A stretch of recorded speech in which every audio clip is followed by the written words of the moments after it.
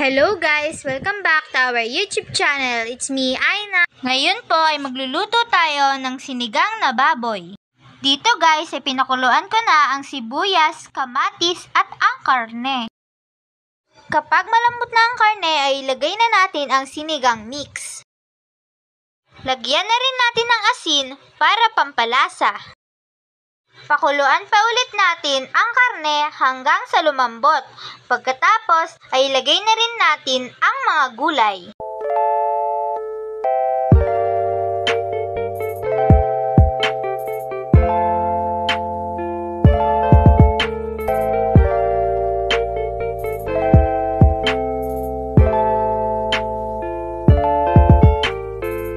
Eto na po ang ating sinigang na baboy.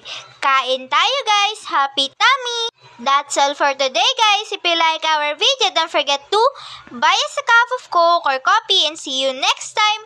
Bye!